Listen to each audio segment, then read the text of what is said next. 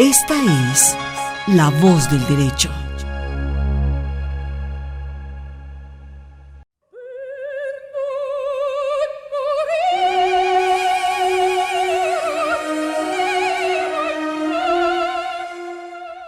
Es 17 de febrero y repasaremos qué pasó un día como hoy en la historia.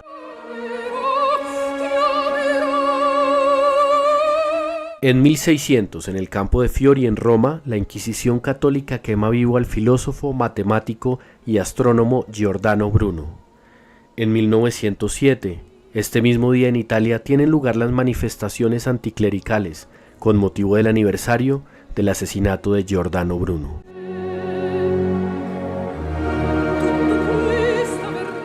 En 1673, a los 51 años, muere en escena el dramaturgo, actor y poeta francés Jean-Baptiste Poquelin, más conocido como Molière, mientras representaba su obra El enfermo imaginario. Molière es considerado el padre de la comedia francesa y uno de los mejores escritores de la literatura universal.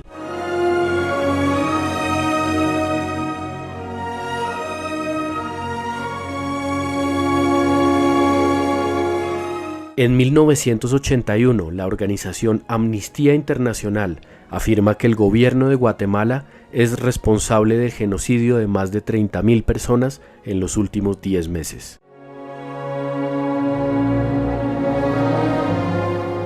En 2011 comenzó la revolución libia, que enfrentó al gobierno de Muammar el-Gaddafi contra diferentes grupos opositores organizados en el llamado Consejo Nacional de Transición, apoyados principalmente por Francia y los países de la OTAN. Tuvo como contexto histórico la llamada Primavera Árabe.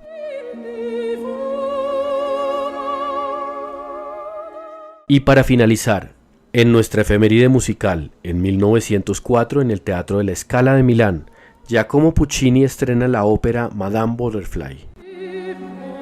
De esta obra escuchamos el aria Un bel di vedremo, interpretada por la famosa soprano griega María Callas.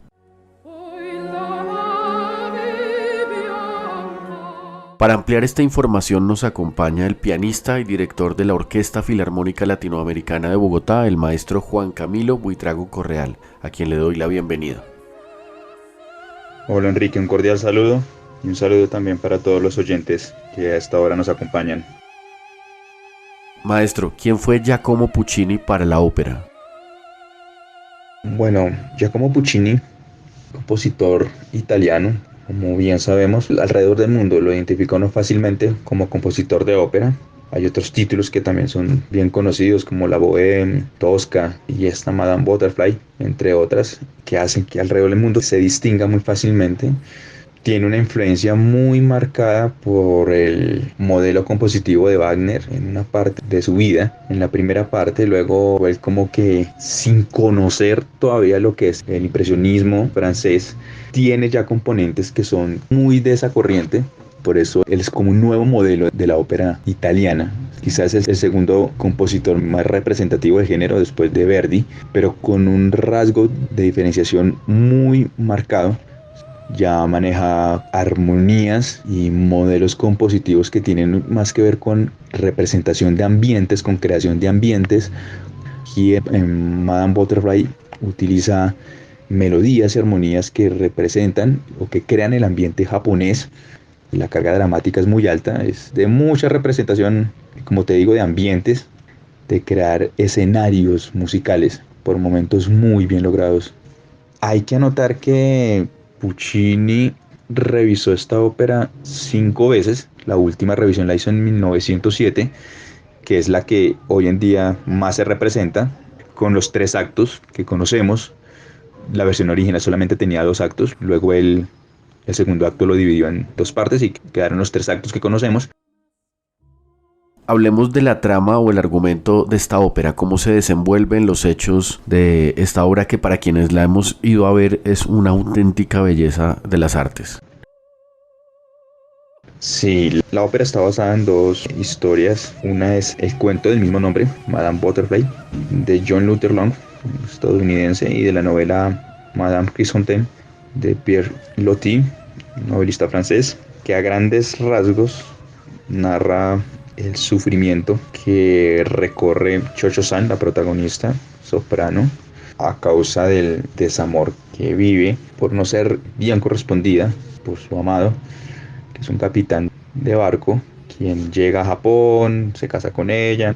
Para ella esto es algo trascendental que va a ser para toda su vida, o sea, de mucho valor. Para él es una aventura.